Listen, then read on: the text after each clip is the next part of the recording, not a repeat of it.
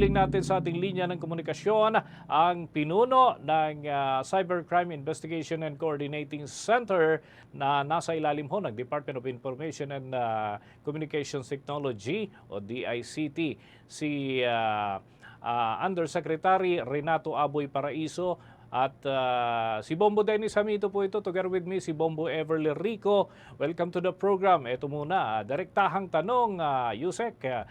May na-detect ho ba kayong mga bagong kumakalat na mga peking video? Itong si Pangulong Ferdinand Marcos Jr. I heard kasi na may dating lumabas na deepfake video and later on, meron na namang panibago. Meron pa ho ba kayong ibang na-monitor tungkol sa mga kahalintulad na ipinakakalat, Yusek?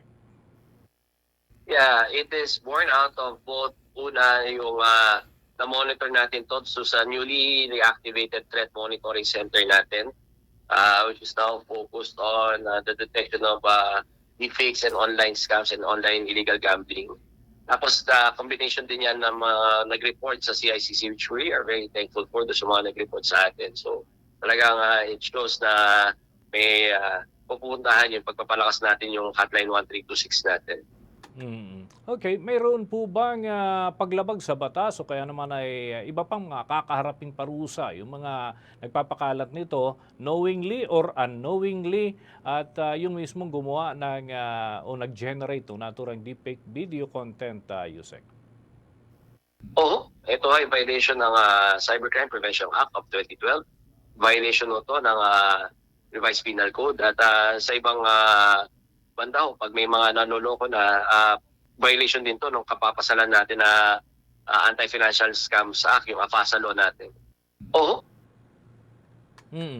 Okay, so ang pagkalat po ng deepfake o yung peking artificial intelligence generated video content ay kinababahala na rin ho ng ibang mga tanggapan. Siguro maging ang inyong opisina, lalo pat mga opisyal ng gobyerno yung nagiging target ho dito. Ano pa ho ang inyong so far ang inyong monitoring hinggil dito, Yusek? Hindi lang ho basta nakakabahala. Even nung before pa naman ho, consider na namin to na isang banta na makakapanloko sa ating mga kababayan. Ngayon ho, ang banta, kung opisyalis na ho ng gobyerno, it involves national security na ho. So nag-level up na ho yung pagkabahala natin dito. And we would respond accordingly. Ang inaano nga, hinihintay talaga lang ho namin is para makagalaw talaga si ICC is yung designation ng acting authority ho dito para makapag-procure kami ng mas maraming tao at makapag-procure kami ng mga ibang mga kagamitan pa namin para ma-enhance natin yung capabilities natin. Alright. Asek, dito po sa nakalipas lamang po nahalala noong buwan po ng Mayo, nakapagtala din po tayo ng mga insidente ng deepfake videos.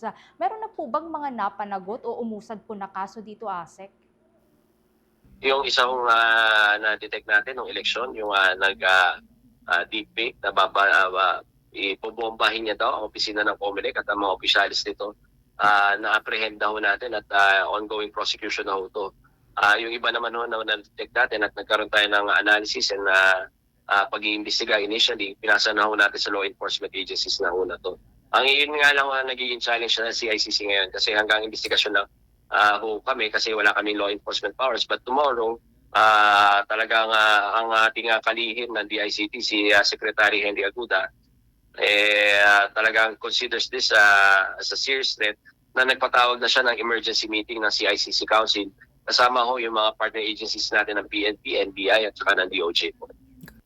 Sa patuloy po na pagkalat ng mga ganito po na deepfake videos na maski nga po si Pangulong Bongbong Marcos mismo ay nabiktima, meron na po bang equipment ang CICC para ma-detect po o kaya naman po ay masolusyonan na po ito? Meron ho tayong kagamitan ngayon to analyze immediately yung mga deepfake videos na yan. Yung sa detection ho natin, yan ho ang talagang mandato at saka tungkulin ng threat monitoring center natin na ginamit natin ng eleksyon. Nakita naman natin gaano ka-effective ito. At sa pagkakataong ito, nagkaroon na naman ng pagkakataon na ma-prove ng threat monitoring center ng CICC yung capacity niya to detect yung mga iba't ibang online harms including yung mga financial scams at saka mga fake news na to at saka mga deepfakes na to. So, pero hindi ko sinasabi na sapat na ho to. Kailangan ho natin magdagdag ng tao, kailangan natin magdagdag ng equipment. Kaya nga ulit-ulitin ko, hinihintay lang ho natin yung designation natin as acting authority para magawa natin ho. Asek, siguro panawagan na lamang din po sa publiko para po maiwasan din po nilang mga biktima ito po mga deepfake videos at saka matukoy po nila kung totoo nga ba o peke ito po mga kumakalat na videos online. Your tips po sa publiko, Asek.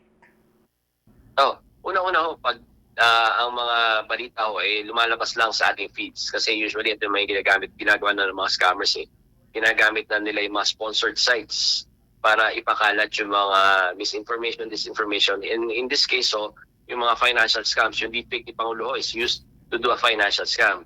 So ang pinakamagandang kung gawin ng mga kababayan natin, pumunta mismo doon sa mga verified sites na mga either ng opisina or ng mga personalidad na nakikita nila sa video at i-verify doon kung totoo ba yung balita. Pangalawa ho, pag kaduda-duda, gaya ng nangyari dito sa video ng Pangulo, pwede ho kayo magsumbong dito sa CICC para tingnan kung ma-analyze namin kung ang video ba ay deepfake at ma-action na natin. Hindi lang ito basta take-down. Ngayon ipapasa na natin sa law enforcement agencies for attribution and hopefully may mapanagot tayo dito.